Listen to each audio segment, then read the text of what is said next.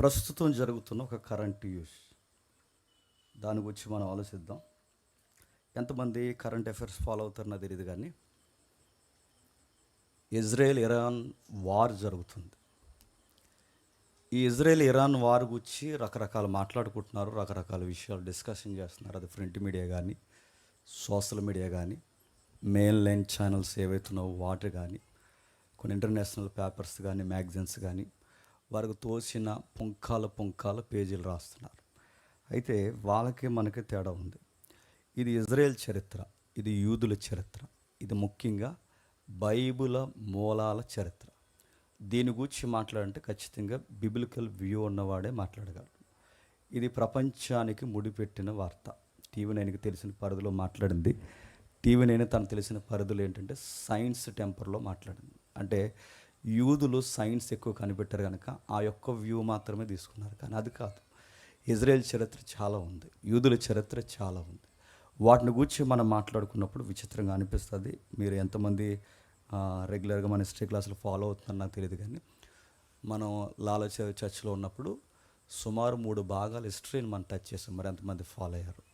Israel చరిత్ర 1, 2, 3 3 భాగాలు మాట్లాడడం.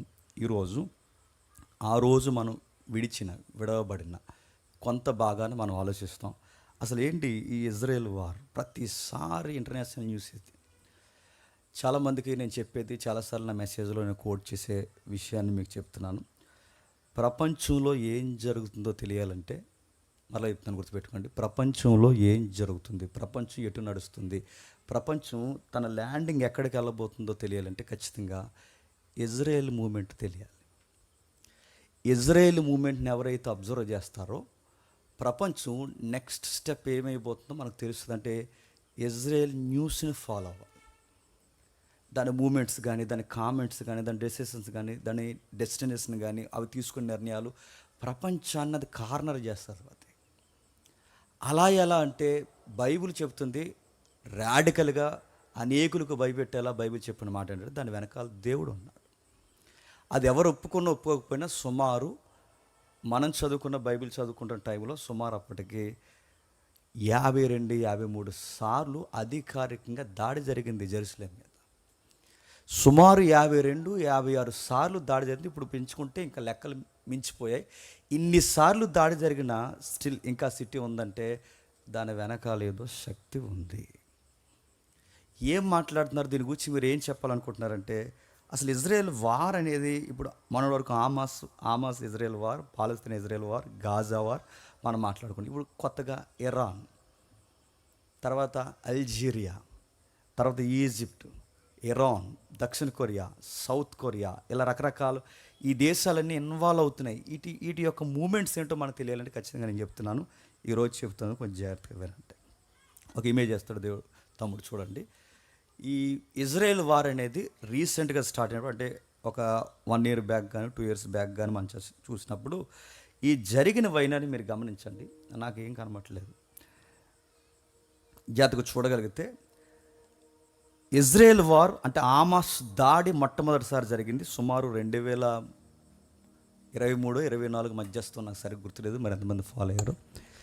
ఈ 2 ఏళ్ల లోపు ఇజ్రాయెల్ మీద లేదా ఇజ్రాయేల్ పౌరుల మీద, మహిళల మీద ఆమాస్ దాడులు చేసింది.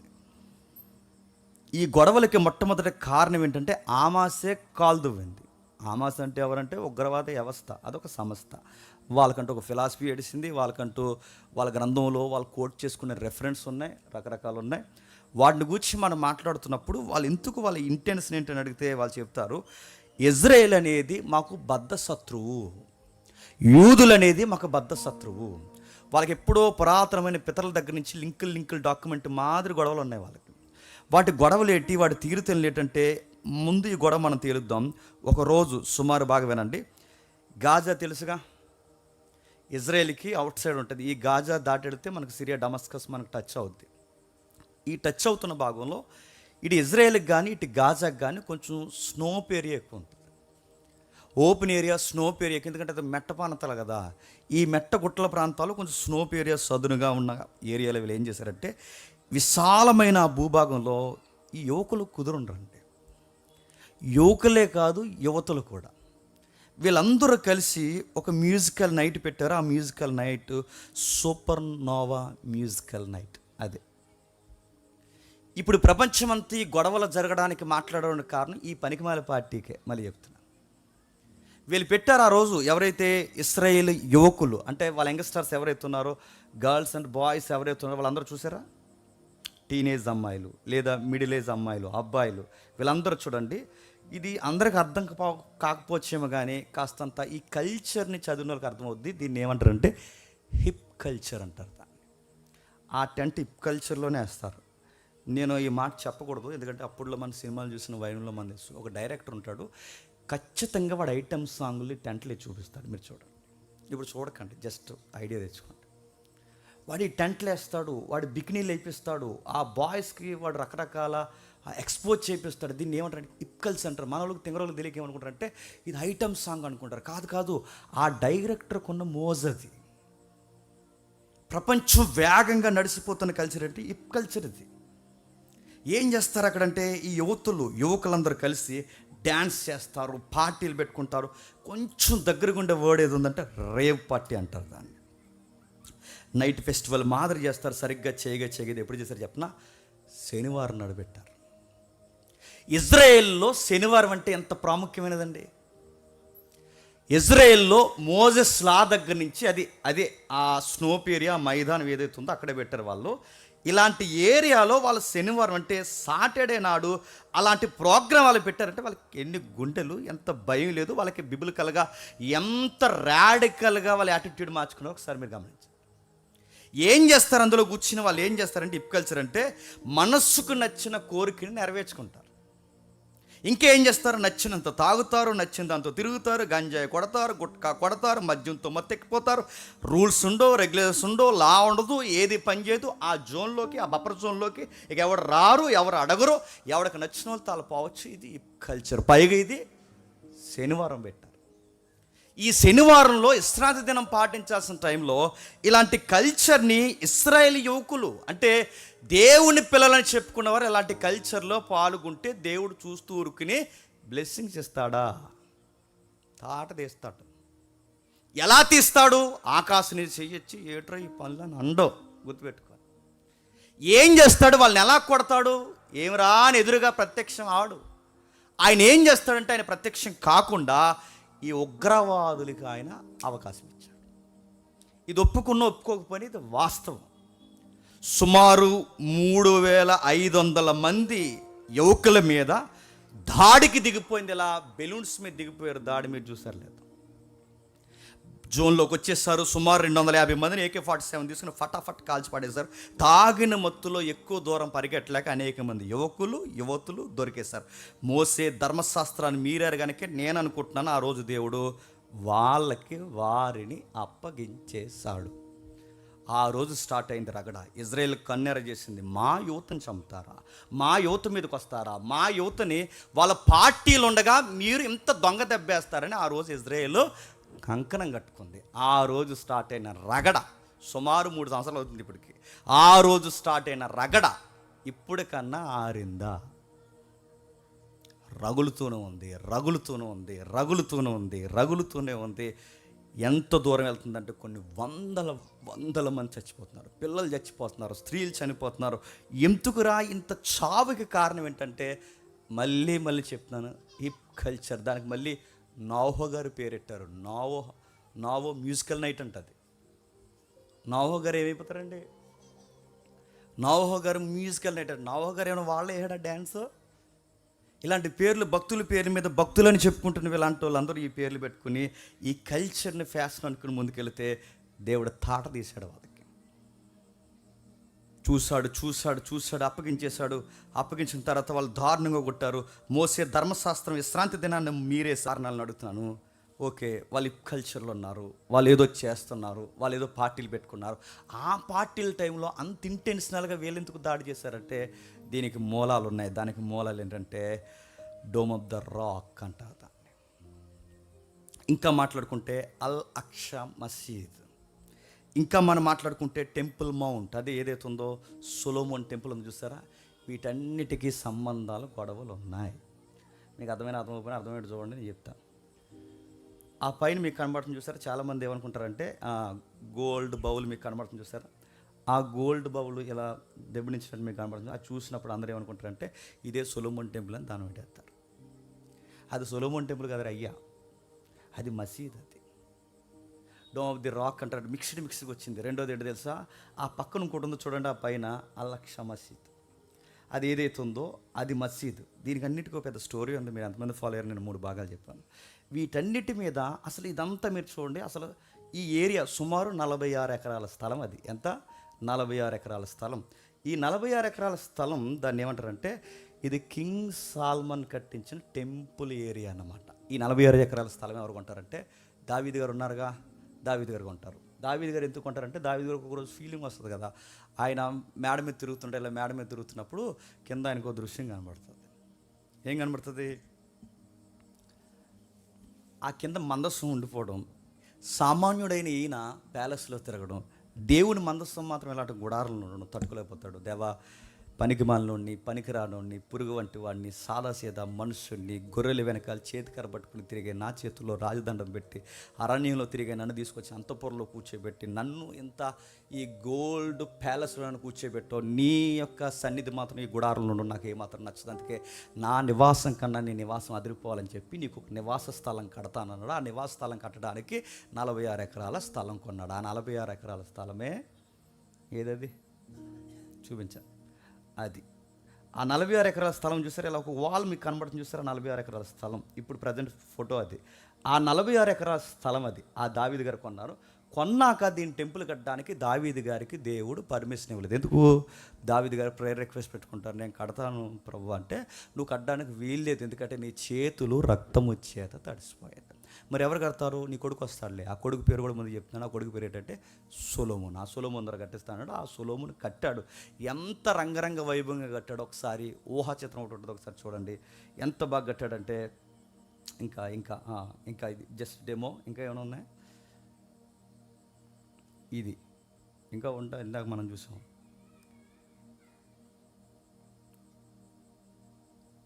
ఇదొకటి. ఇంకా బిగ్ పిక్చర్ ఉంది. సుమారు 46 ఎకరాల స్థలంలో ఆ రోజులు ఆయన ఇంజనీరింగ్ మించిన కన్స్ట్రక్షన్. అది సుమారు 7 years కడతాడు ఆయన. చుట్టూ ఇంకా వాల్స్ కట్ టెంపుల్ మెట్లుగా ఉంటుంది. అంత చూపించలేకపోతున్నారు. సరే ఏదో ఒకటి.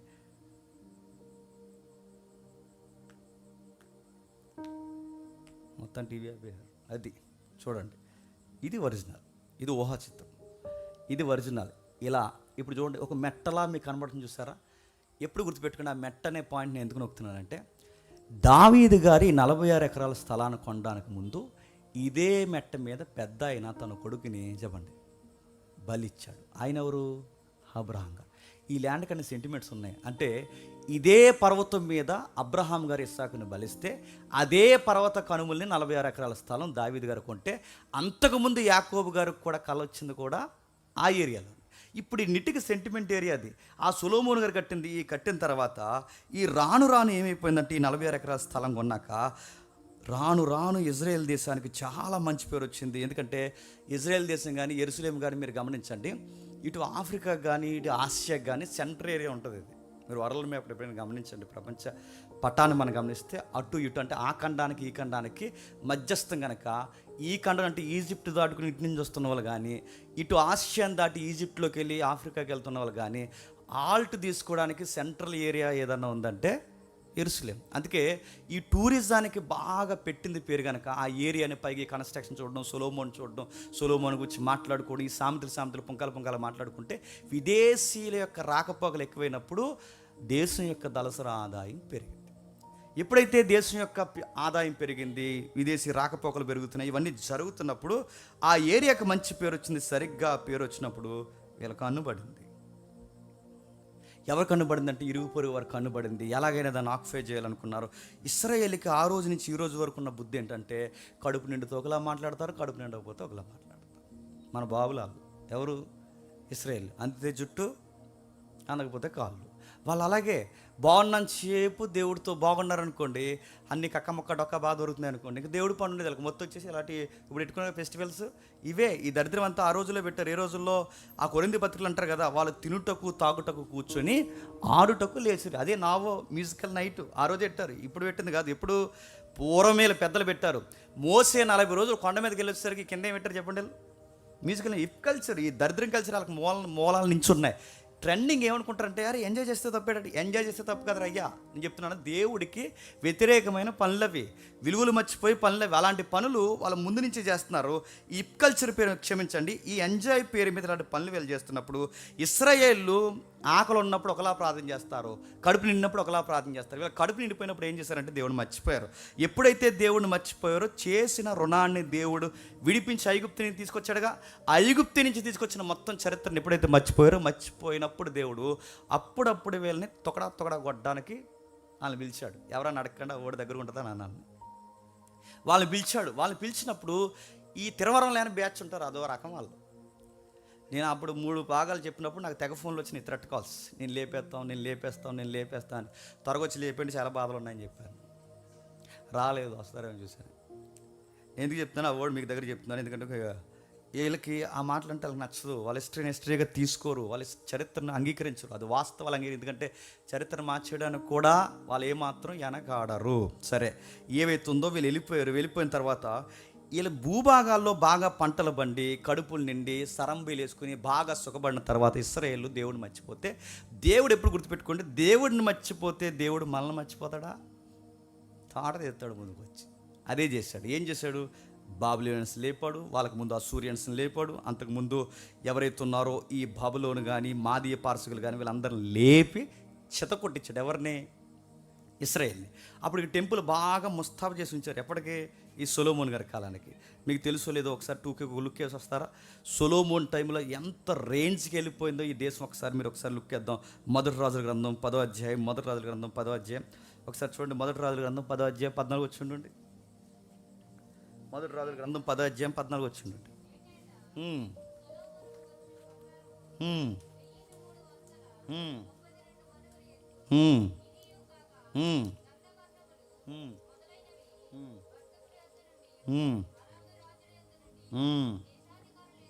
సుమారు మీరు 29 వచ్చిన చదవండి.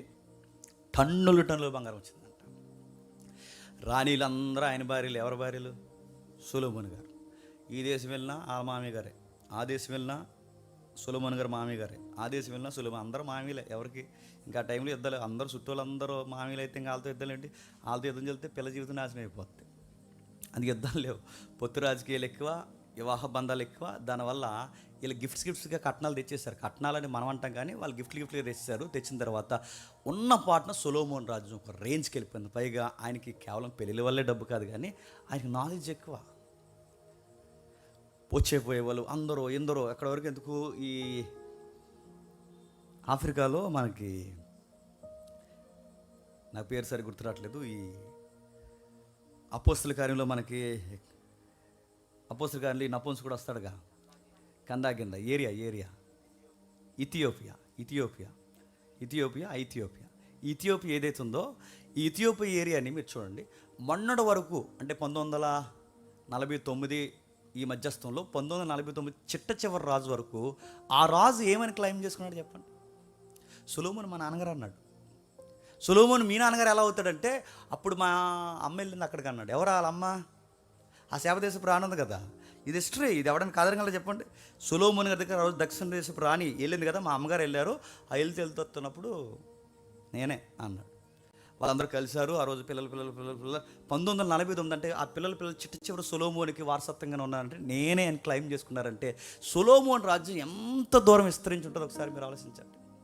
ఎక్కడ పొండి సొలొమోన్ని గౌరవిస్తున్నారు, సొలొమోన్ని ఆరాధిస్తున్నారు, సొలొమోన్ని పొగుడుతున్నారు. సొలొమోన్ని బట్టి సొలొమోన్ గారి యొక్క దేవుణ్ణి పొగుడుతున్నారు. ఎలా పొగుడుతున్నప్పుడు దేశానికి ఒక గొప్ప పేరు వచ్చేసింది. సొలొమోన్ టెంపుల్ని చూస్తున్నారు, సొలొమోన్ జ్ఞానాన్ని చూస్తున్నారు, సొలొమోన్ సూతులు చూస్తున్నారు, సొలొమోన్ జడ్జిమెంట్లు చూస్తున్నారు, సొలొమోన్ చూస్తున్నారు. ఒక ఆవిడ ఆ దక్షిణ దేశపు రాణి వచ్చి ఏమందంటే ఒక మాట అంది, సార్ అంతా కాదు సార్, ఈ రాజ్యాల వారు పిలించడం ఇవన్నీ కాదు కానీ అసలు మిమ్మల్ని అలా చూస్తూ మీ ఇంటి దగ్గర వంట మనిషి ఉండిపోతే చాలు సార్ అంతే. ఎవరు? ఆ మనిషి కదిలే లైబ్రరీలో ఉన్నాడు. ఎవరు? సొలొమోన్ గారు. ఇలాంటి ఆయన ఉన్న టైంలో దేశానికి మంచి పేరు వచ్చింది. ఆయన వెళ్ళిపోయిన తర్వాత దేశం ఏం చెప్పండి. రెహబాము, యరాబాము లాంటి పనికిమాలోళ్ళు తెర మీదకి వచ్చిన తర్వాత రాజ్యాల కొరకు కుంపు రాజకీయాలు చేసి హగ్గులిచ్చి కిస్సులిచ్చి, అదే కదా వాళ్ళ రాజకీయం, హగ్గులిచ్చి కిస్సులిచ్చి ఈ బాడీ గార్డ్స్ని పెట్టుకుని ప్రజలను మభ్యపెట్టి జడ్జిమెంట్ల పేరుతో మీకు న్యాయం తీరుస్తుంది, ఇది మా వాగ్దానాలని చెప్పి కొత్త పాలిటిక్స్ని వాళ్ళ తెర మీద తీసుకొచ్చి సొలొమోను కాలం తర్వాత రాజకీయంగా ఉన్న ఇజ్రాయెల్ రాజకీయాన్ని, పాలిటిక్స్ని, వాళ్ళ పొలిటికల్ సైన్స్ని ఏం చేస్తారు? 2 ముక్కలు చేసి పడేస్తారు. ఆ 2 ముక్కలు చేసింది ఎవరు? రెహబాము, యరాబాము. మీకు అర్థమైనట్టే చూడండి. చివరికి వెళ్ళేసరికి అర్థమవుతుందండి. 2 ముక్కలు చేసి పడితే యరబాము, రెహబాము అన్నవాడు వీళ్ళు ఏం చేస్తారు? పోటీ పడిపోయారు. ఈడేమన్నాడు, ఆ పయ్యుడు ఏమంటాడంటే, ఆ దక్షిణ భూభాగంలో ఉన్న సొలొమోన్ టెంపుల్కి మనం ఎందుకు వెళ్ళాలి అని వాడన్నాడు. ఈడేమంటాడంటే, నచ్చిందల్లా ఆరాధించండి, ఇంకా మనకి ఫేమ్ నేమ్ పెరగాలని వాడేం చేశాడంటే, ఈ సిరియా దేవతలను పక్కన ఉన్న ఈ దేవతలు, దేవీలు ఎవరైతే ఉన్నారో ఆ బొమ్మల బలిపీఠాలు కూడా తెచ్చి ఎక్కడ పెట్టారు? సొలొమోను మందిరంలో పెట్టారు. ఇలాంటివన్నీ పనికిమాలి పనులు చేస్తే దేవుడు చూస్తూ ఊరుకుంటాడా? అది వాగ్దాన భూభాగం, మాటిచ్చిన భూభాగం. పైగా అబ్రహాము, ఇస్సాకు, యాకోబులకి సొలొమోను దగ్గర నుంచి ఎంతో కలలు కానీ దానికంటూ ఒక మెసేజ్ ఉందని, మెసేంజర్ ఉన్నాడని, మెస్సయ్య వస్తాడని ఎంతో చరిత్రతో వాళ్ళకి ముడిపడున్న ఆ చరిత్ర భూభాగాన్ని బలిపీఠాలు గట్టి ఇజ్రాయేలీకి ధర్మశాస్త్ర ప్రకారం వ్యతిరేకమైన పందిని బలిపీఠం మీద వధించారు. ఇలాంటి పనులన్నీ చేసి ఇలాంటి రకరకాల పనులు చేసినప్పుడు దేవుడు ఏం చేశాడు? చూస్తూ ఊరుకున్నాడా?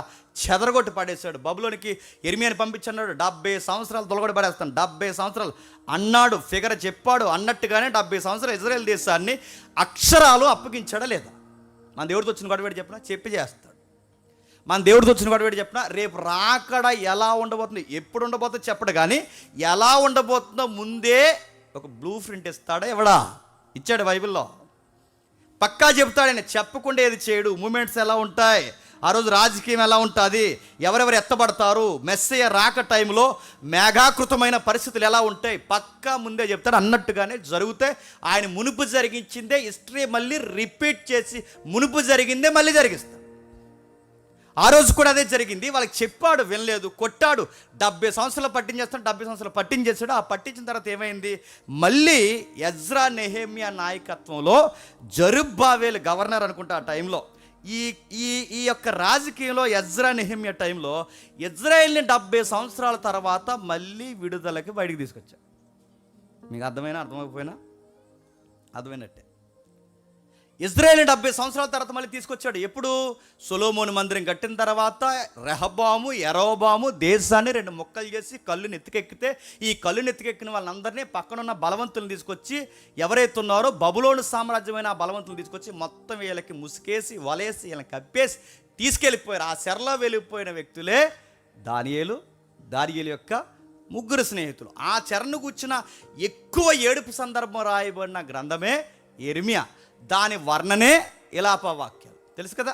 వీటన్నిటి చరిత్ర అక్కడ జరిగింది. అది అయిన తర్వాత సరిగ్గా ఆ టైంలో ఎజ్రా, నెహెమ్యా అనేవారు నాయకులుగా వ్యవహరించి జెరుబ్బాబెలు యొక్క హయాంలో వాళ్ళు బయటకు వస్తే పడిపోయింది. అప్పుడు మందిరాన్ని వలిసి పాడేశారు. ఎందుకంటే అది బంగారు మందిరం. అది ఈ వచ్చినాడు ఎవడైతే నెబుకద్నెజరు తెలుసుగా, ప్రపంచ పాత 7 వింతల్లో వన్ ఆఫ్ ది వండర్ ఏంటి చెప్పండి? ఆ నెబుకద్నెజరు కట్టించిన హ్యాంగింగ్ గార్డెన్స్. మనం మొక్కలు వేస్తే ఎలా మొలుస్తాయి, వాటి డిఫరెంట్. ఆ రోజుల్లోనే మొక్కను తిరగేసేసాడు. అందుకే దాని పేరు హ్యాంగింగ్ గార్డెన్స్ అంటారు. ఆ రోజుల్లో పక్షులు తెప్పించాడు, గార్డెన్స్ గాల్లో వేయించాడు. అందుకే ప్రపంచ వింతల్లో పాత వింతల్లోకి ఎంత ఏంటంటే నెబుకద్నెజరు అంత గొప్ప పరిపాలకుడు ఇజ్రాయేల్ యూదుల దేశాన్ని ఎత్తుకెళ్ళిపోయారు. ఎందుకు చెప్తున్నానండి? తిరిగి మనం ఇరాన్ దగ్గరకు వస్తాం, మర్చిపోకండి. ఎప్పుడైతే ఈ గొడవ జరిగిందో ఆ తర్వాత వాళ్ళని తీసుకెళ్ళి మందిరం మొత్తం ఒలిచేశాడు. మందిరంలో పాత్రలు పట్టుకెళ్ళిపోయాడు. గోడల్లో ఉన్న రాళ్ళు కూడా పడగొట్టేశారు. ఎందుకు రాళ్ళు పట్టుకెళ్ళాడు? గోడకి మధ్యలో ఈ పూత వేశారు కదా, బంగారు పూత. ఆ బంగారు పూతను కూడా ఒలిచేయడానికి మొత్తం పడగొట్టేశారు, నాశనం చేశారు. ఆ పడిపోయిన బోడుగోలను మళ్ళీ పునర్నిర్మాణం చేయడానికి, రీమోల్డింగ్ చేయడానికి నాయకులు కావాలి. ఆ నాయకులు ఎవరున్నారయ్యా మళ్ళీ ఆ గోడలు కట్టించడానికంటే ఆ బాధ్యత తీసుకున్నవారు ఎజ్రా, నెహెమ్యా. అందుకే మీరు ఎజ్రా గ్రంథం, నెహెమ్యా గ్రంథం చదివితే అందులో ఎక్కువ రిపీటెడ్ కనబడే హిస్టరీ ఏంటి చెప్పిన? గోడలు కట్టే పనులు ఉంటారు. మీరు చూడండి, గోడలు కట్టడం, యుద్ధం చేయడం, గోడలు కట్టడం, యుద్ధం చేయడం. అయితే మనకి బిబిలికల్గా పుస్తకాలు ఒక లైన్లో ఆర్డర్లో లేవు, క్రొనాలజికల్ స్టైల్లో లేవు. కనుక ఇవన్నీ చెదిరిపోవడం వల్ల మనం కన్ఫ్యూజ్ అయిపోయి చదవలేకపోతున్నాం. నిజానికి ఎప్పుడన్నీ 66 పుస్తకాలు అలా ఇప్పేసి లైన్గా మనకి పెట్టుకోవాలనిపిస్తుంది. నాకు ఎప్పుడో వచ్చింది ఐడియా, కానీ ఎలా చెప్పాలి వీళ్ళకి ఇంకెప్పలేదు. నిజంగానే ఆ పుస్తకాలు దేని వెనకాల ఏది ఉండాలి అని. సరే, ఏదేమైనా ఆ తర్వాత వాళ్ళు వచ్చి ఇద్దరు జరిగించారు బాగానే ఉంది. మళ్ళీ ఏం చేశారు? ఇజ్రాయేల్ బుద్ధే ఏంటి చెప్పండి, కడుపు నిండితే ఒకలాగా, కడుపు నిండిపోతే ఒకలాగా, మనసు ఉంటే ఒకలాగా, మనసు లేకపోతే ఒకలాగా, దేవుడు బాగా మేలు చేస్తే ఒకలాగా, మేలు చేయకపోతే ఒకలాగా, మేలు పొందారు సుఖం ఒకలాగా, సుఖం మరిగిన తర్వాత దేవుడిని మర్చిపోయే బతుకు మరొకలాగా. ఇలాంటి పనులు చేసినప్పుడు దేవుడు మళ్ళీ ఏం చేసినట్టే మళ్ళీ చిత్తకొట్టించాడు. ఆ చిత్తకొట్టిస్తే వాళ్ళు మళ్ళీ కొట్టిస్తే తర్వాత సుమారు 400 సంవత్సరాలు వాళ్ళని అలా గాల్లోకి వదిలేశాడు. ఆ 400 సంవత్సరాలు ఎప్పుడైతే గాల్లోకి వదిలేశాడో సరిగ్గా అప్పుడు రోమా ప్రభుత్వం అనేది ఊపందుకుంది. తెలుసు కదా రోమా ప్రభుత్వం? తెలిసినా తెలియకపోయినా చెప్పండి, తెలిసినట్టే. బండ గుర్తుపెట్టుకోండి. బాబిలోనియన్స్, మెడోపెర్షియన్స్, గ్రీక్స్, 4వది రోమన్స్. ఇది గుడ్డు లెక్క, అలా గుడ్డుగా గుర్తుపెట్టుకోండి. ప్రపంచాన్ని పరిపాలించిన మహా సామ్రాజ్యాలు. ఇది ఎన్ని పూసలు అంటే చరిత్ర. ఈ 4 తెలిస్తే ప్రపంచ చరిత్రను అలా ఏళ్ళు మేము మాట్లాడవచ్చు. ఈ 4వ సామ్రాజ్యం వచ్చింది. ఆ 4వ సామ్రాజ్యం పేరు రోమన్ సామ్రాజ్యం. ఆ టైంలో ఈ ఏరియా ఏదైతే ఉందో, ఈ టెంపుల్ ఏరియా కానీ, యెరూషలేం ఏరియాని కానీ టేకప్ చేస్తున్న గవర్నర్ పేరు, అదే ఆ గవర్నరు మహాయేరోదు. అది యేసుప్రభు వారి టైంలో పిల్లల్ని చంపేశాడు కదా, ఆడు. మీకు తెలిసినా తెలియకపోయినా చెప్పండి, తెలిసినట్టే. ఆ మహాయేరోదు ఎవడైతే ఉన్నాడో ఆడు తెర మీదకి వచ్చాడు. పాలిటిక్స్ ఉన్న వారికి అందరికీ పొలిటికల్ సైన్స్లో వాగ్దానాలు ఏంటి చెప్పిన, మతానికి సంబంధించిన వాగ్దానాలు ఎక్కువ ఇస్తారు. మీరు ఇప్పుడు గమనించండి. నిన్న జరిగిందిగా, మనం అంటే మన మీద ఏడ్చేస్తారు, కానీ అనకుండా మనం వాళ్ళని ఏడిసినా అంటాం. ఆయన ఏదో కట్టాడు, అక్కడ ప్రధానమంత్రికి ఏదో కట్టాడు, ఇన్ని కోట్లు ఎట్టని అన్నారు. ఇన్ని కోట్లు ఎట్టి కట్టాడని ఆయన అంటే ఆయన మీద పడిపోయారు. మరి నిన్ను ఎంత ఖర్చు పెట్టారయ్యా అంటే చెప్పండి, 300 కోట్లు ఖర్చు పెట్టారు. 300 కోట్లు దేనికి ఖర్చు పెట్టారంటే శ్వాస మీద ధ్యాసకి. 300 కోట్లు నడుతున్నాడు, 300 కోట్లు శ్వాస మీద ధ్యాస ఖర్చు పెట్టారంట. నిన్న ఈరోజు మీడియా అనుకుంటాను డైరెక్ట్గా వచ్చిన అడిగాడు ఒక విలేకరు, ప్రజెంట్ మన గౌరవనీయమైన ముఖ్యమంత్రి గారిని అడిగారు. డైరెక్ట్ అడిగితే ఆయన సింపుల్ ఆన్సర్ ఏం చెప్పారు తెలుసా? గిన్నీస్ బుక్లోకి ఎక్కాలని 300 కోట్లు ఖర్చు పెట్టామన్నారు. అసలు ఆన్సర్ అది. నేను అడుగుతున్నాను, మతానికి పెద్దపీటలు ప్రభుత్వాలు ఎప్పుడు వేసింది. ఆ రోజు రామా ప్రభుత్వం పెద్దపీట వేసింది. ఏ పీట వేసిందంటే ఇస్రాయేల్కి హార్ట్ బీట్ లాంటి సెంటిమెంట్, వాళ్ళకి ఎమోషనల్ ల్యాండ్ ఏదన్నా ఉందంటే సొలొమోన్ టెంపుల్. ఆ సొలొమోన్ టెంపుల్ కొరకు చాలా కళ్ళగా అంటారు వాళ్ళు. మందిరం బాగుంటే మేము బాగుంటాం, మందిరం బాగుంటే దేవుడు మాతో ఉంటాడు, మందిరాన్ని మళ్ళీ కట్టాలి ఎదురు చూస్తున్నప్పుడు ప్రభుత్వం పెత్తందారి వ్యవస్థ పెరిగిపోయింది, ట్యాక్స్లు వసూలు చేసేసారు. ఆ ట్యాక్స్లు వసూలు చేయడంలో వాళ్ళకి జాలి కనికరం లేదు. ఎంత జాలి లేదంటే గర్భిణీ స్త్రీలను కూడా ఎక్కడ పిలుస్తున్నారు చెప్పండి? జనాభా లెక్కలు పిలుస్తున్నారు. ఆ గర్భిణీ స్త్రీలను కూడా జనాభా లెక్కలు పిలుస్తున్నారంటే ఆ జనాభా లెక్కల టైంలో గర్భిణీ స్త్రీకి వెళ్ళి ఎక్కడో దారిలో కనేసిన తల్లే మరియమ్మ. ఆ సెన్సస్ టైంలోనే కదా కనేసింది. సరే, ఎప్పుడైతే ఈ జాలి లేని కనికరం లేదు, భూమి మీద పన్ను, ఇంటి మీద పన్ను, ప్రతిదానికి పన్ను, ట్యాక్స్ ఎంత మగ్గిపోతున్నప్పుడు ఇన్ని ట్యాక్స్లు కట్టలేని ఈ పరిస్థితుల్లో ఇప్పుడు ఆ మందిరం కట్టగలరా? కానీ ఆ ఏరియాని టేకప్ చేయడానికి మహాయేరోదు ఒక గవర్నర్ వచ్చాడు. ఆ గవర్నర్ గాడు ఆడికి పదవి పిచ్చి, ఆడికి జనాలు పిచ్చి, ఆడికి ఓట్లు పిచ్చి. ఆ టైంలో ఈ యూదుల యొక్క మన్ననంతా మనం గెలుచుకోవాలి అంటే ఏం చేద్దామంటే ఈ యూదుల యొక్క మన్ననంతా మనం గెలుచుకోవడానికి ఏం చేద్దామంటే వీళ్ళకి ఒక సెంటిమెంట్ టెంపుల్ ఉంది. ఆ టెంపుల్ బోడుగోడలుతుంది. ఆ టెంపుల్ని మళ్ళీ మనం రీమోల్డింగ్ చేస్తే ఖచ్చితంగా వీళ్ళు నన్ను చెప్పండి ఆరాధిస్తారు, గౌరవిస్తారని చెప్పి సుమారు 46 సంవత్సరాలు రీమోల్డింగ్ చేయించాడు. అన్నమాట మీకు అర్థమవుతున్నాయా?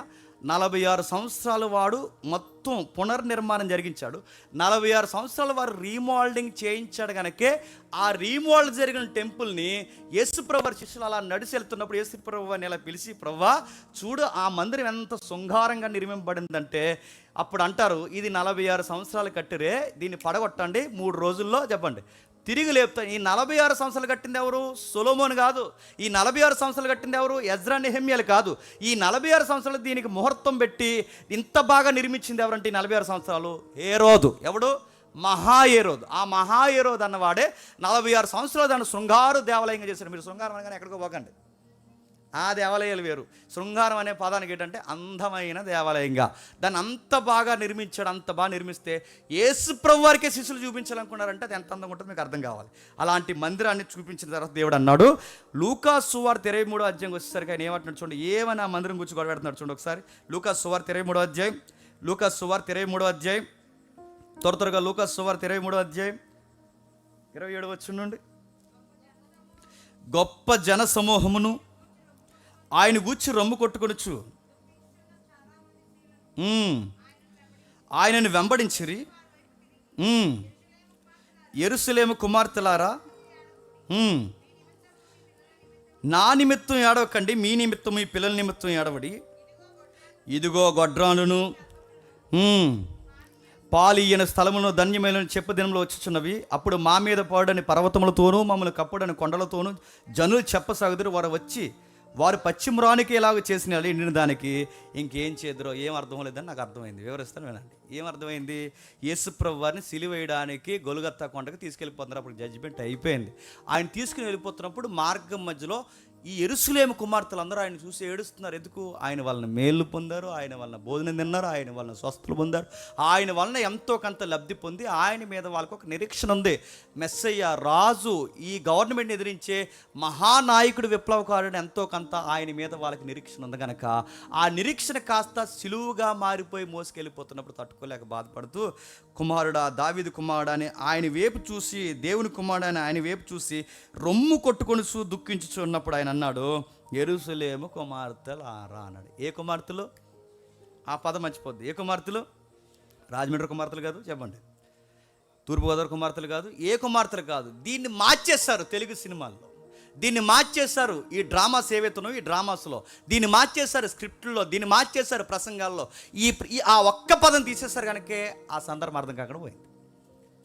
ఏ పదం తీసేశారు? యెరూషలేము కుమార్తె అనే పదం తీసి చదవకూడదు. దాన్ని ఎలా చదవాలంటే యెరూషలేము కుమార్తెలానే చదవాలి. కానీ ఆ పదాన్ని ఎలా చదివారు? సూపర్ స్టార్ కృష్ణ గారు తీశారు కదా ఏదో సినిమా, ఆ సినిమాలో కానీ అంతకుముందు కరుణమాడి దైవమాడి సినిమాల్లో కానీ యెరూషలేము కుమార్తెలారా అనరు, అమ్మలారా. ఏడవకండి, మీకోసం చెప్పండి. మీ పిల్లలు అమ్మలారని లేదయ్యా చెప్పండి. అక్కడ అమ్మలారని లేదు, ఏముంది చెప్పండి? యెరూషలేము కుమార్. ఆ ఒక్క పదం చాలు హిస్టరీ మొత్తం ఎగిరిపోవడానికి. అది తీయొద్దు. అందుకే దేవుడు ఒకటి కలపొద్దు, ఒకటి తీయొద్దు. సున్నైనను పొల్లైన. ఎందుకు? నువ్వు ఒక్కటి మార్చావంటే హిస్టరీ మొత్తం కొలాప్స్ అవుద్ది. నువ్వు చెప్పకూడని తప్పులు చెప్తావు. అలా తప్పులు చెప్పిన ఆయనలో ఒక పెద్ద ఆయన ఉన్నాడు. ఆయన సంఘానికి వర్షిప్కి, ఒక్క వర్షిప్కి 10,000 మంది వస్తారు. ఎవరన్నా అడగండి. ఆయన రెఫరెన్స్ ఏమని చెప్పాడు చెప్పినా? ఆయన రెఫరెన్స్ ఏమని చెప్పాడు తెలుసా? అదిగో కనని గొడ్రాలను పాలియన స్థలములను ధన్యములైన చెప్పి అంటే దేవుడు చూడండి, మన దేవుడు ఎంత గొప్పవాడో సువార్తల్లో ముందుగానే రాయించాడు. ఈ రెఫరెన్స్ దేనికోసం తెలుసు? ఇప్పుడు ఈ 21వ శతాబ్దంలో నెరవేరుతుంది. 21వ శతాబ్దంలో నెరవేరుతున్న ఈ రెఫరెన్స్ ఎలా నెరవేరుతుందంటే టెస్ట్ ట్యూబ్ బేబీ అంట. Test tube baby. Test tube baby ఏంటి? టెస్ట్ ట్యూబ్ బేబీ ఏంటంటే ఇప్పుడు ఫ్యాషన్ ఎక్కువైపోయి పిల్లలకి అంటలేదు కదండి కొంతమంది. మళ్ళీ ఎలాంటి మలుపులు కూడా వద్దేమో, లేనిపోను కూడా ఒకటంటే ఒకటి జరుగుతుంది కదా మలుపులు కూడా. సరే, కొంతమంది అందరు కాదు, కొంతమంది కండం మానేశారు. ఎందుకంటే అందం తగ్గిపోతుందని చెప్పి మళ్ళీ మన మధ్య ఇంకా నాకేం చెప్పాలి అర్థం అవ్వట్లేదు. అది లవ్ తగ్గిపోద్దని చెప్పి, అందుకే అందం తగ్గిపోకూడదని వీళ్ళు ఏం చేస్తారంటే టెస్ట్ ట్యూబ్ని సంప్రదిస్తారు, సరోగసిని సంప్రదిస్తారు. సరోగసి అంటే మా వైఫ్కి అందనమాట. ఏం చేస్తారంటే ఇంకొక ఆవిడ మా వైఫ్ అండాన్ని నా శుక్రకణాన్ని పట్టుకెళ్ళి ఆ రెండింటిని తన గర్భంలో పెడతాం. ఆ గర్భంలో పెడితే ఆవిడ మా కోసం పెట్టిన కంట. జస్ట్ ఆవిడ మాకు బెలూన్ లాగా తన స్టమక్ ఇస్తుంది అనమాట. దాన్నే సరోగసి అంటారు. రెండోది టెస్ట్ ట్యూబ్ అన్నట్టు చూసారా? ఆ ట్యూబ్లో నుంచి పంపిస్తారంట శుక్రకణం. ఈ అడ్వాన్స్ టెక్నాలజీ అట దేవుడు ఎప్పుడో చెప్పేశాడట. ఎక్కడ చెప్పేశాడట? ఇదిగో ఎక్కడ చెప్పాడట? ఇదిగో ఇక్కడ చెప్పేసాడని ఒక పెద్ద ఆయన ఈ రెఫరెన్స్ చూపిస్తున్నాడంటే ఇంకా ఆయన ఏమనాలి? అక్కడికి వచ్చి ఐఏఎస్లు వస్తారు ఆయన చర్చికి. అక్కడ వచ్చి కలెక్టర్లు ఏమైపోతున్నారు, ఆ ఎస్పీలు ఏమైపోతున్నారు, ఆ డిఎస్పీలు ఏమైపోతున్నారు, ఆ డాక్టర్లు ఏమైపోతున్నారు, ఆ ఎంఆర్ఓలు ఏమైపోతున్నారు? నేను అడుగుతున్నాను, వాళ్ళు బిజీ షెడ్యూల్లో వాళ్ళ బైబిల్ ఎలా చదవరు? ఇలాంటి వాళ్ళు వచ్చినప్పుడు కనీసం హిస్టారికల్గా, జాగ్రఫికల్గా వాళ్ళకి ట్రూత్ అనేది ఏంటో నువ్వే చెప్పకపోతే ఈ సొసైటీకి ఎవరు చెబుతారు? అంటే జనాలకి ఏది చెప్పినా వినేస్తారు అనుకోవడం, పులిపేట మీద నిలబడి కుప్పు గంతులు వేయడం అంటారు అనరా? తెలిస్తే తెలుసు, ఏది పడితే అది తోసేసి చెప్పేస్తే ఎలా కుదురుద్ది? దేనికోసం చెప్తుంది? ఇది టెస్ట్ బేబీ కోసమా? దేనికోసం చెప్తుంది? సరోగసి కోసమా? కాదు. అది దేనికోసం చెప్తున్నాడు?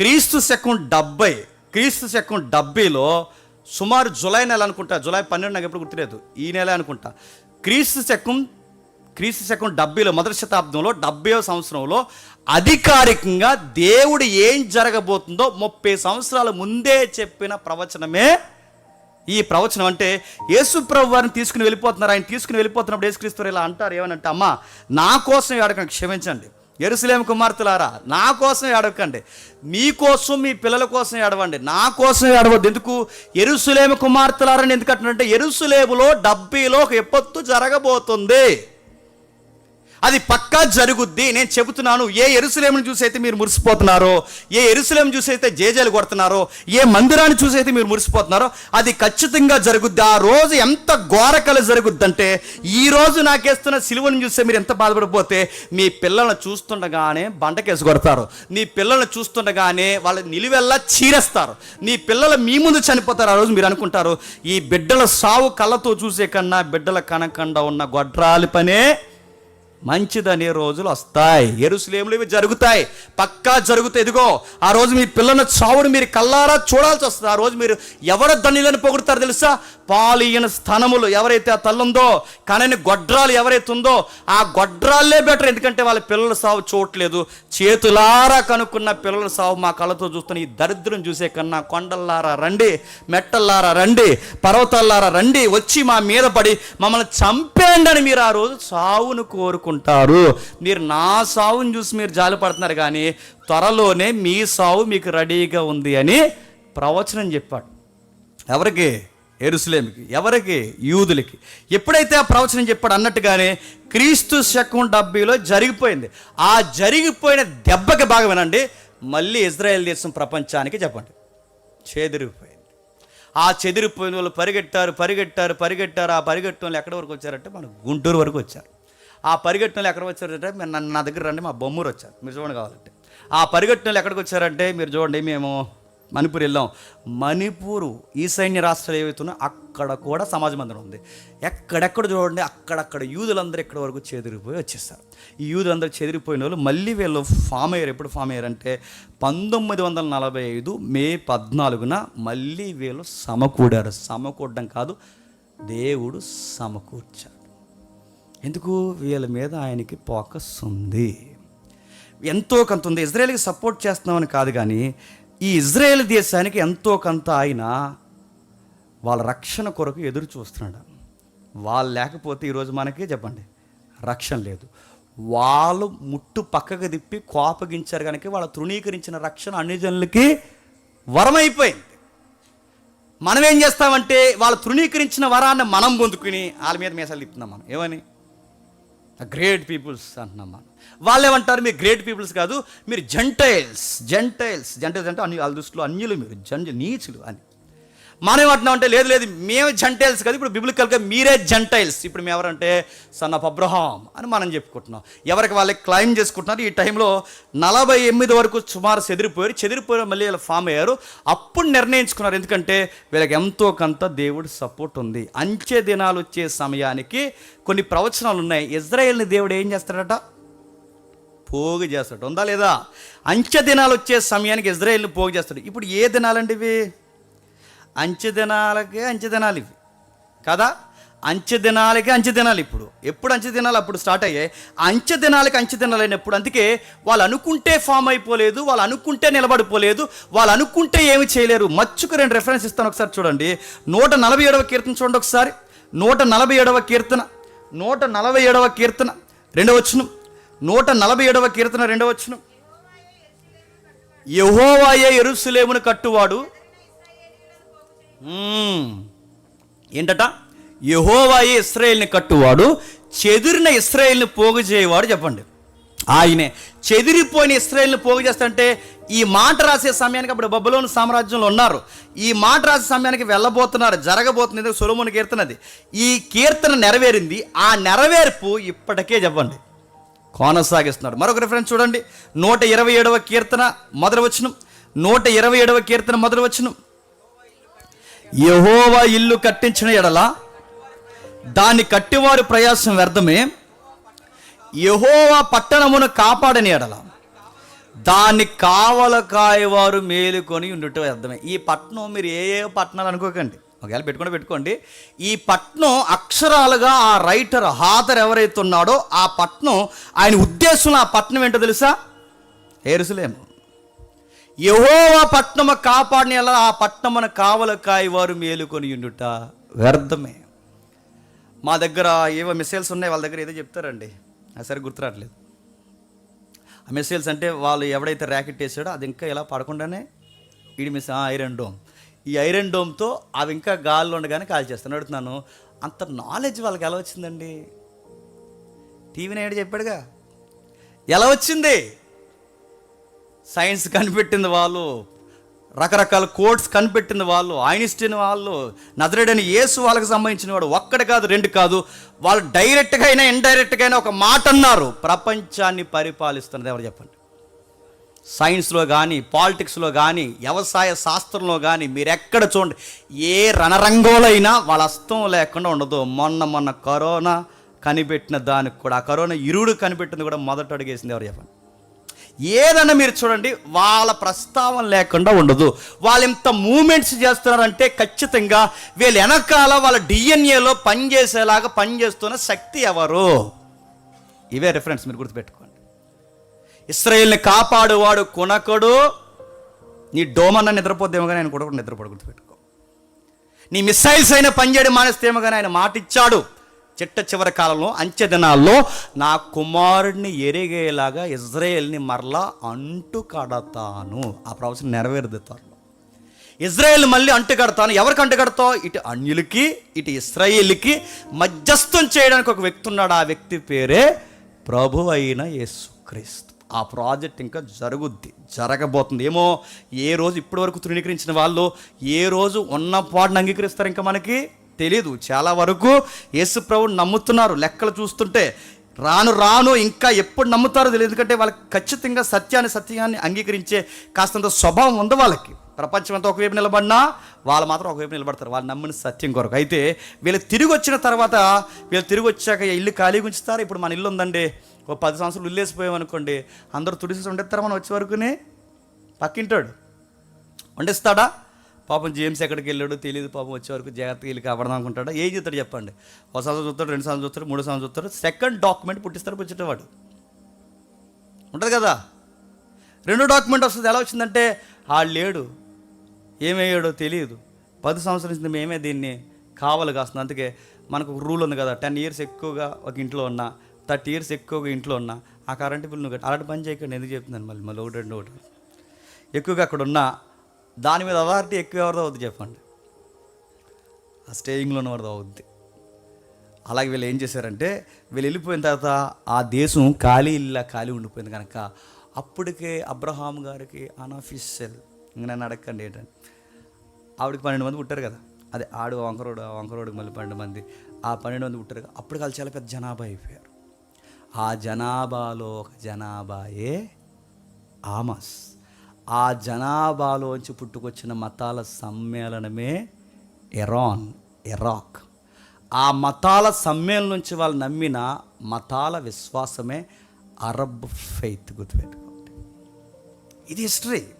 ఇది ఎప్పుడైతే వచ్చిందో వీళ్ళు వెళ్ళిపోయిన తర్వాత వీళ్ళు ఖాళీగా చూసి వీళ్ళు ఏం చేశారంటే, ఇశ్రాయేలీలకి ఎంతైనా కాదన్నా డైరెక్ట్గానో ఇండైరెక్ట్గానో అన్నదమ్ములు ఎవరు చెప్పండి? ఇస్మాయిలీ. వీళ్ళు ఏం చేశారంటే, ఈ తమ్ముళ్ళు లేని టైం చూసి వీళ్ళు సరిగ్గా ఆ కొంప మీదకి, చెప్పండి కొంప అంటే ఇజ్రాయేల్ దేశం, ఆ దేశం మీద ఆక్యుపై చేసి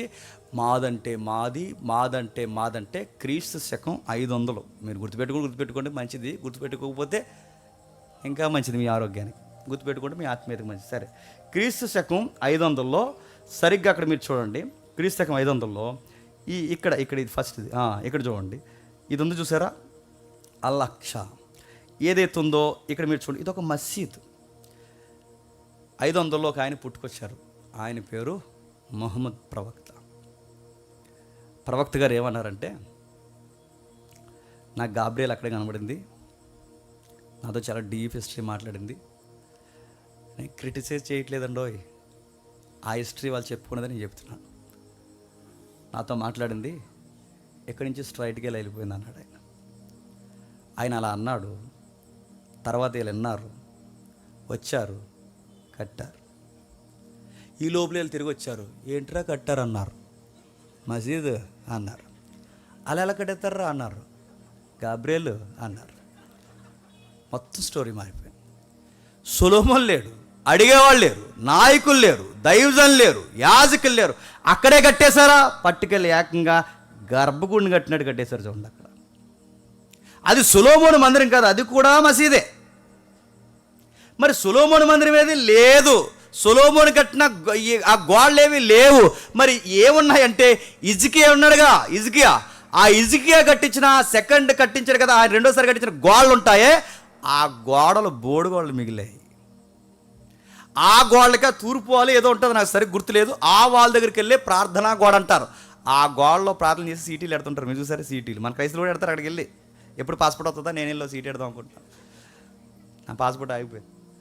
సరే, ఎప్పుడైతే అది చూడండి, ఆ గోడ ఒకటి ఉందా మిగిలింది. మరి మిగిలింది అది హిస్టరీలో మొత్తం తుడిచేశారు, తుడిచిపెట్టేశారు. ఎప్పుడైతే ఇది పోయింది, పోయిన తర్వాత ఇజ్రాయేల్ మళ్ళీ 1948 మే 14వ తారీఖున వాళ్ళు ఒక రాజ్యంగా కోట కట్టుకుని వాళ్ళు ఒక నిర్ణయానికి వచ్చారు. ఏమన్నారంటే, చావో రేవో, ఎప్పటి వరకు మన జాతి మీదకి ప్రతి ఒక్కడు ఎగిరాడు. దేశం మంది, కష్టం మంది, డైలాగ్ రకరకాల మనవి, అన్నీ మనది. మన ప్రాణం మన జాతి వైరం కోసం ఎంత ఎత్తుకైనా ఎదగాలి. మన జాతిని కాపాడుకోవడానికి అవసరమైతే అడ్వాన్స్ సైన్స్ మనమే కనిపెట్టాలి, అడ్వాన్స్ టెక్నాలజీ మనమే కనిపెట్టాలి. ప్రతి దానికి మనం ముందు ఉండాలి. ఎందుకంటే మన జాతి ఈ ప్రపంచాన్ని శాసించాలని కంకణ కట్టుకుని కసితో ఈరోజు ప్రపంచాన్ని శాసించే స్థాయికి వాళ్ళు ఎదిగిపోయారు. చూడండి, సైన్స్ వాళ్ళదే, బ్యాంకింగ్ సెక్టర్ వాళ్ళదే, వ్యవసాయ శాస్త్రం వాళ్ళదే.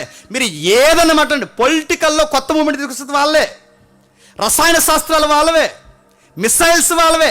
వాళ్ళు ఎప్పుడో 1957లో వాడేసిన మిసైల్స్ సెకండ్ హ్యాండ్లో కొనుక్కుంటాం మనం, ఎవరన్నా అడగండి. అప్పుడు వాడేసినాయి మిసైల్ 2, మిసైల్ 1, మిసైల్ 2 అప్పుడు వాళ్ళు ఇంకా ఎట్లా అడ్వాన్స్ ఉన్నారు. వాళ్ళు బాగా వినండి, ఈ రోజుల్లో వాళ్ళు ఎంత అడ్వాన్స్ సైన్స్ అంటే, వాళ్ళు ఈరోజు ఇక్కడుండగా స్పేస్లోంచి, సాటిలైట్లోంచి ఏ ప్రధానమంత్రి ఏం చేస్తున్నారో చూడగలిగే క్యాపబిలిటీ ఉందండి వాళ్ళకి.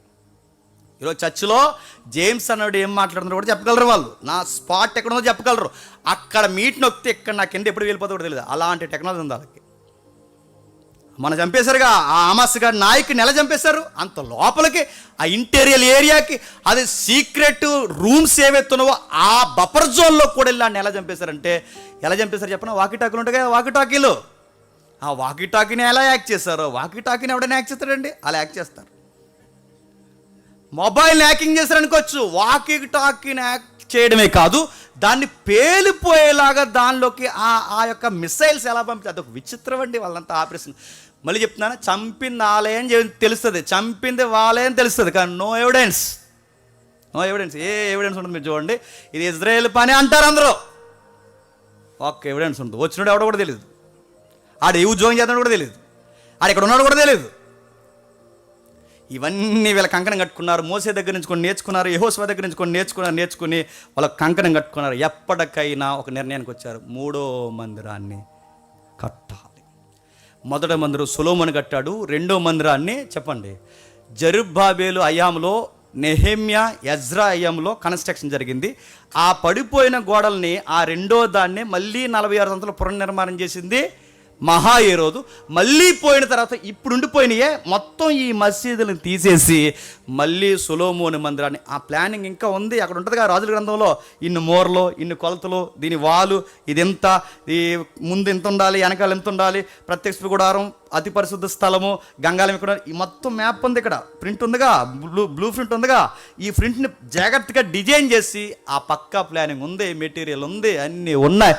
1 నైట్లో కట్టేసేంత సైన్స్ ఉంది వాళ్ళకి, కట్టడానికి రెడీ అయిపోతున్నారు. ఇప్పుడు గొడవలన్నీ దేనికంటే చెప్పండి, ప్రపంచ గొడవలన్నీ తిప్పి దేనిగా చెప్పనా, నువ్వు జీగా చదువుకుంటావో, నువ్వు కరెంట్ అఫైర్ చదువుకుంటావో, నువ్వు కాంపిటేటివ్ ఫీల్డ్ ఉంటావు, నువ్వు ఏదైనా చదువుకో, నువ్వు బైబిల్ హిస్టరీని దాటి ఏది చదవలేవు, రాసి పెట్టుకో.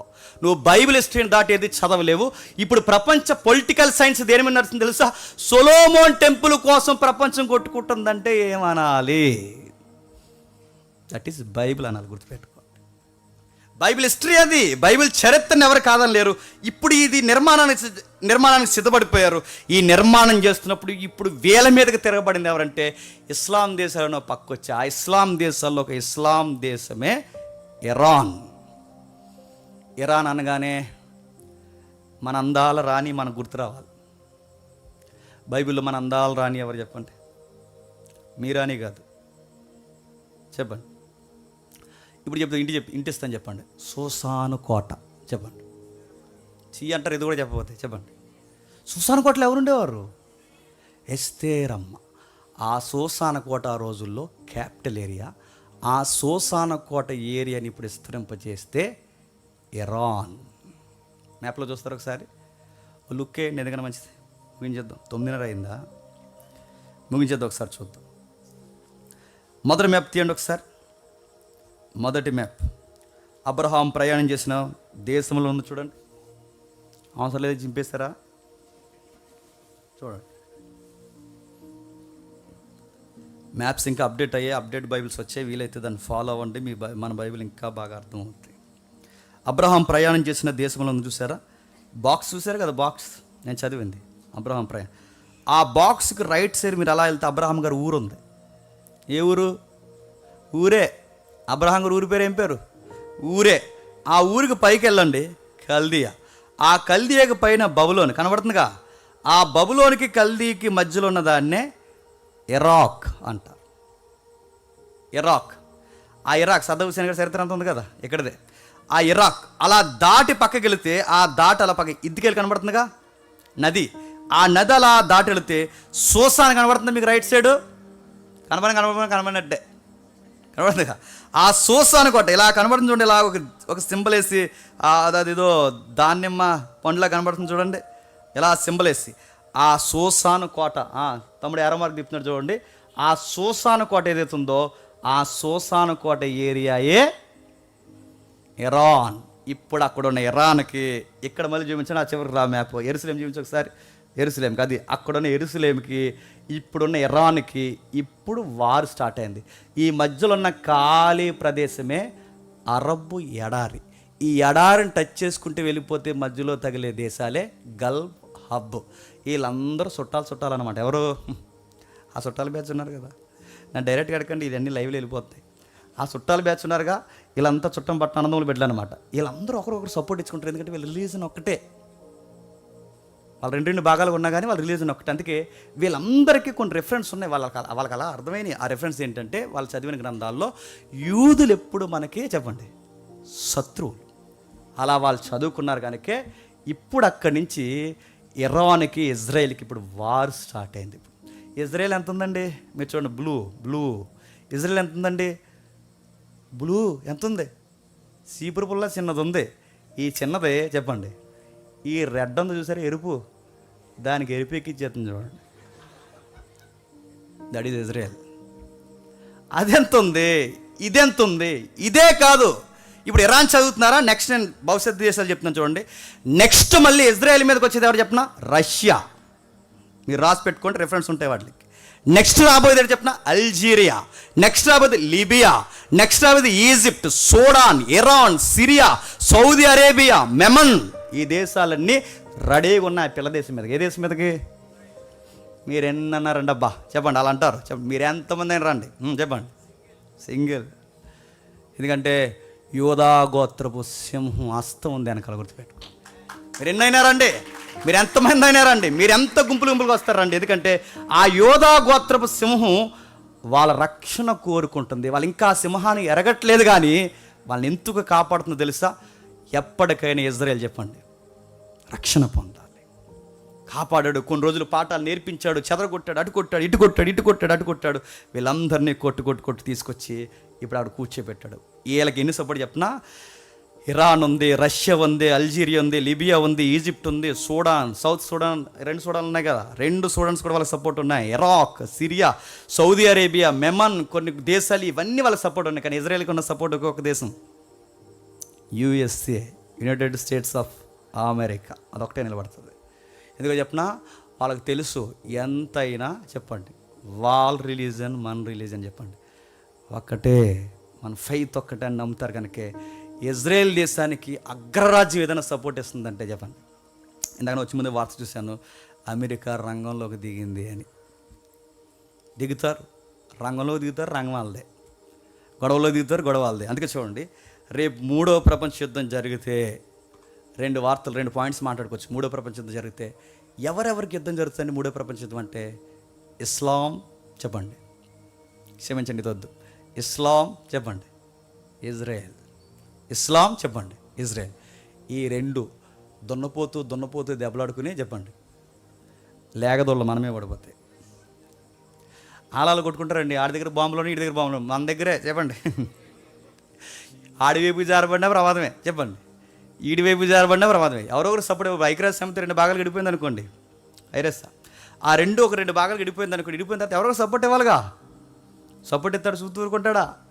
మన పక్కన ఉన్న వాళ్ళ చుట్టాలు ఎవరో చెప్పండి, మొన్నే ఇస్తాడు కదా పాకిస్తాన్. ఏది ఏమైనా గుర్తుపెట్టుకోండి, ఏం జరుగుతుంది ఇదంతా అంటే సొలొమోన్ టెంపుల్ చుట్టూ జరుగుతుంది, అబ్రహాం వాగ్దానం చుట్టూ జరుగుతుంది, ప్రవక్తల వాగ్దానాల చుట్టూ తిరుగుతున్నాయి. ఇవన్నీ ఎంతకింత గొడవ జరుగుతున్నప్పుడు దేవుడు ఏం చేస్తున్నాడంటే చట్టం పని తన పని చేస్తుందన్నది ఎంత వాస్తవమో బైబుల్ దేవుడు పొలిటికల్ సైన్స్లో తన పని తాను చెప్పండి. రాజమండ్రి ఎమ్మెల్యే ఎవరు ఇవ్వాలో కూడా ముందే అక్కడ తెలిసి గుర్తుపెట్టుకోండి. ఎవరు దిగాలో, ఎవరు ఎక్కాలో, ఎవరు ఉండాలో, ఎవరు పోవాలో మొత్తం డివైన్ కౌన్సిల్లో ముందే దేవుడు నిర్ణయిస్తాడు. అది ఎవరికి అర్థమవుద్దంటే అందరికి అర్థమవుదు. దేవుని లేఖనాల వెలుగులో చూసిన వాళ్ళకి మాత్రమే ప్రపంచం ఏ మూమెంట్స్లో ఉందో చెప్పండి అర్థమవుద్ది. 1-2 రిఫరెన్స్ చూసి మనం ముగిద్దాం. యోహాను సువార్త 11వ అధ్యాయం. ఈ రిఫరెన్స్ చూడకపోతే ఇప్పటివరకు మనం మాట్లాడుకున్న దానికి అర్థం లేదు. యోహాను సువార్త 11వ అధ్యాయం 52వ వచనం.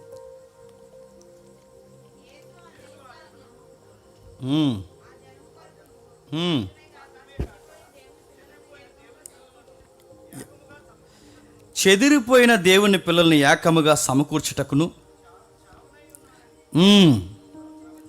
ఇక్కడ ఒక విషయం జరుగుతుంది చూడండి 47వ వచనంలో. కాబట్టి ప్రధాన యాజకులు, పరిచయులు మహాసభకు సమకూర్చి మనం ఏమి చేయుచున్నాము, ఈ మనుష్యుని అనేకమైన సూచక్రియలు చేయుచున్నాడే, మనం ఆయన ఎలాగూ చూస్తూ ఊరుకునేలా అందరూ ఆయన యందు విశ్వాసం ఉంచెదరు. అప్పుడు రోమీలు వచ్చి మన స్థలముల మీద మన జనములను ఆక్రమించుకుందరని చెప్పుకుందరు. ఒక ఇంటర్నల్ మీటింగ్ జరుగుతుంది. ఎవరికి? పరిచయులకి, శాస్త్రులకి, పెద్దలకి. ఎవరికి జరుగుతుంది ఈ మీటింగు? ప్రభువు అయిన యేసుక్రీస్తు వరకు వచ్చి. ఎందుకు? పబ్లిక్ ఫేమ్ నేమ్ ఎవరికి పెరిగిపోతుంది? మనం ఇలా వదిలేస్తే రేపు పొద్దున మన ఇల్లు టెంకులు వేసుకుని తిరిగినా మనకి ఎవడో 100 వచనాలు చెప్పడు, మళ్ళీ ఎవడో పట్టించుకోడు, మన మేకపోతే గాంభీర్యం పూర్తిగా తగ్గిపోద్ది. చివరికి పబ్లిక్ అంతా ఇటువైపు తిరిగితే సెంట్రల్ గవర్నమెంట్కి అందుతుంది వార్త ఏంటంటే అక్కడ ఏదో మూవ్మెంట్ స్టార్ట్ అవుతుంది, గవర్నమెంట్కి వ్యతిరేకంగా ఇంకో గవర్నమెంట్ ఏదో ఫామ్ అవుతుందని అనుకుంటారు. తర్వాత ఆ రామ ప్రభుత్వం వచ్చి మనమే పడిపోతుందని ఈ పెద్దలు మేకపోతే గాంభీర్యం కలిగిన అందరూ ఇంటర్నల్ మీటింగ్ పెట్టుకుని మాట్లాడుకుంటున్నారు. ఆ మీటింగ్ మాట్లాడుకుంటున్న టైంలో ఈ పెద్దలకు ఒక పెద్ద వచ్చేటండి. అందులో ఆ పెద్ద వచ్చి ఏమంటున్నాడు చూడండి. మనం ఆయన అయితే వారిలో కైప అని ఒకడు, ఇది తెలుసుగా కైప అన్న, ఈ కైప అనే ఒకడు ఆ సంవత్సరంలో ప్రధాన యాజకుడు ఉండి మీకేమి తెలియదు, మీకేమి నోర్మయ్యండి, మీకేమి తెలియదు, మనుష్యుడు ప్రజల కొరకు చనిపోవడం యుక్తమని మీరు ఆలోచించుకున్నారు అని వారితో చెప్పును. తనంతట తాను ఇలాగ చెప్పలేదు, కానీ ఆ సంవత్సరంలో ప్రధాన యాజకుడు ఉండిన కనుక అలా చెప్పాడట. యేసు జనసమూహం కొరకు, జనముల కొరకు మాత్రమే కాక చెదిరిపోయిన దేవుని పిల్లల కొరకు ఏకముగా సమకూర్చుటకు సావనై ఉన్నాడని. ఇప్పుడు చెప్పండి, ప్రభు అయిన యేసుక్రీస్తు వారు చనిపోయింది దేనికి చెప్పనా? కేవలం అన్యులకు రక్షణ ఇవ్వడానికే కాదు. ప్రభు అయిన యేసుక్రీస్తు వారు చనిపోయింది కేవలం మన పాపాల కొరకే కాదు. ప్రభు అయిన యేసుక్రీస్తు వారు చనిపోయింది ఈ ప్రవచనం ప్రకారం తెలియజెప్పాడు మొత్తమే ప్రధాన యాజకుడానికి చెప్పాడు. ఆ చెప్పిన ప్రవచనం ప్రకారం ఏంటో తెలుసా? ఇశ్రాయేలు మళ్ళీ సమకూడి దేవుని పిల్లలుగా మారుతారు. ఇప్పుడు బాగా వినండి, సమకూడడం అంటే జోగ్రఫికల్గా దేశం విస్తరించడం కాదు. దేవుడు తన ప్రవచనాన్ని చాలా డీప్గా చెప్పాడు. ఏమనంటే ఎలా సమకూరుతారంటే సంఘముగా ఫామ్ అవుతారు. ఎలా ఫామ్ అవుతారు?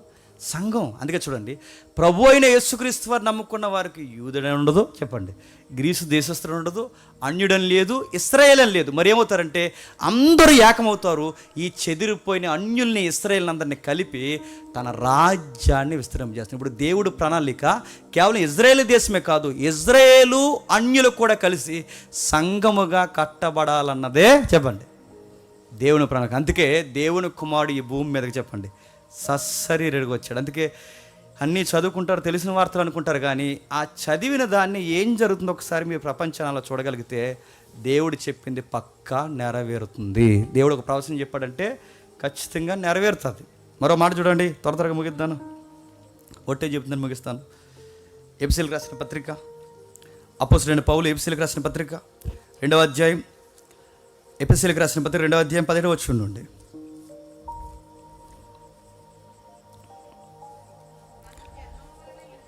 మనం జన్మ వలన యూదులమే కానీ అన్యజనుల్లో చేరిన పాపులము కాము, యేసుక్రీస్తునందలి విశ్వాసం వలనే కానీ నీతిమంతులుగా తీర్చబడినని మనము ధర్మశాస్త్ర సంబంధమైన క్రియల మూలముగా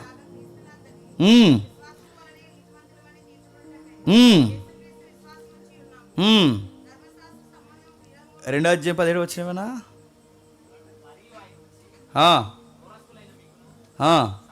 మరి ఆయన వచ్చి దూరస్తులైన మీకు, ఇక్కడ దూరస్తులు అంటే ఎవరు? ఇశ్రాయేల్, క్షమించండి, అన్యజనులు. సమీపస్తులైన వారంటే ఎవరు? ఇశ్రాయేలీలు.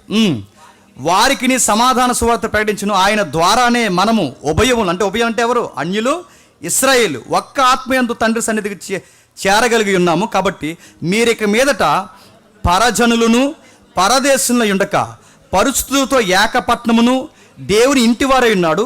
క్రీస్తే ముఖ్యమైన మూలరాయి ఉండగా అపోస్తుల ప్రవక్తలు వేసిన పునాది మీద మీరు కట్టబడి ఉన్నారు. పునాది మీద ఇల్లుగా కట్టబడుతున్నారంటే ఏ ఇల్లు, ఏ పునాది, ఏ రాళ్ళు? సంఘం. గుర్తుపెట్టుకో. ఇప్పుడు ఇశ్రాయేలీని అన్యులను కూడా కలిపి ఒక సంఘంగా కట్టబోతున్నాడు. ఆ సంఘంగా కట్టబోతున్నాడు కనుకే ఈ ప్రణాళికలో దేవుడు ఉన్నాడు. మనమందరం ఏమనుకుంటున్నామంటే వారు జరుగుద్ది, వారు జరుగుద్ది, వారు జరుగుద్ది అంటున్నారు. కానీ ఇశ్రాయేల్ అందరూ కనిపెట్టేది ఎవరి వరకు? మెస్సయ్య వస్తాడని. క్రైస్తవులందరూ కనిపెట్టేది ఎవరి వరకు? మెస్సయ్య రెండవ రాకల్లో వస్తారని. వాళ్ళనుకునే మెస్సయ్య వేరనుకున్నా, వీళ్ళనుకునే మెస్సయ్య ఒకటనుకున్నా, వారు ఒప్పుకున్నా ఒప్పుకోకపోయినా ఇద్దరు మెస్సయ్య. ఆ వచ్చినాడు ఒకరోజు ఇద్దరిని ఒకటి చేస్తాడు. ఇదిగో ఇలాగే మేఘాల మీద వస్తాడు. గాన ప్రతిగానాలు, పంచభూతాలు, మిక్కటమైన యంత్రంతో వాతావరణం ఒక్కసారి రెప్పపాటున మారిపోద్ది. ఆ రోజు ఉభయులు ఇద్దరు ఏకమవుతారు. రక్షణ పొందిన వీరిని మేఘాల మీద చెప్పండి ఎత్తుకెళ్ళిపోతారు. ఇదంతా నిజమేనంటారు అన్నయ్య అని మీరు నన్ను అడిగితే, నిజమే రయ్యా. టీవీ 9లో వస్తుంది చూడు. ఆ టీవీ 9లో వచ్చేది అదే. ఇదంతా అబద్ధమైతే ఇప్పుడు టీవీ 9లో ప్రజెంట్ వారు ఏమని కూడా చెప్పండి. కళ్ళ ముందు కనబడుతున్నాయి, ప్రవచనాలు కనబడుతుంది, చరిత్ర కనబడుతుంది, వారు కనబడుతుంది, అంత నిజం. ఇది నిజమైతే రాకడ కూడా జరుగుద్ది అనేది చెప్పండి. నిజం నిజం నిజం. మోకాలు వేయగలిగిన వారు మోకాలు వేయండి. మోకాలు